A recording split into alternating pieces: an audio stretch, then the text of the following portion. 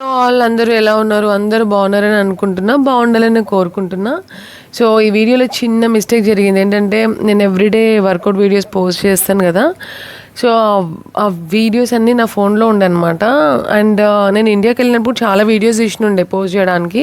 But నాకు editing సక్కగా రాక, టైం లేక నేను అవేవి చేయలేకపోయినా.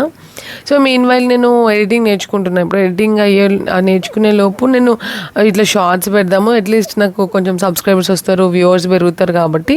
సో, ఆ టైం నేను కొంచెం టైం పెడదామనుకున్నా టైం తీసుకొని. బట్ అవన్నీ ఫోన్‌లో ఉండడం వల్ల నా మెమరీ మొత్తం ఫుల్ అయిపోయింది. సో, నైట్ ఏం తెలీదు. పొద్దున్న లేవగానే నాకు వాట్సాప్ పని చేస్తలేదు. ఫోన్ కూడా ఆన్ అవ్వట్లేదు. సరే అని చెప్పేసి నాకు ఒక మెసేజ్ వచ్చింది. ఏంటంటే మెమరీ ఫుల్ అయింది, స్పేస్ ఫ్రీ చేయాలని చెప్పేసి. సో, నేను ఇంకా పెద్ద ఫైల్స్ ఏమున్నాయని చూస్తే ఈ వీడియోస్ ఉన్నాయన్నమాట. సో, అట్లీస్ట్ ఈ రీసెంట్ వీడియోస్ ఏవైతే వర్కౌట్ వీడియోస్ ఉన్నాయో అవి ఆల్రెడీ పోస్ట్ చేసినాయి కదా అని అవి డిలీట్ చేస్తుండే అనమాట. డిలీట్ చేస్తే కొంచెం మెమరీ కొంచెం స్పేస్ అని వస్తుంది కదా అని చెప్పేసి నేను అవన్నీ డిలీట్ చేస్తుండే.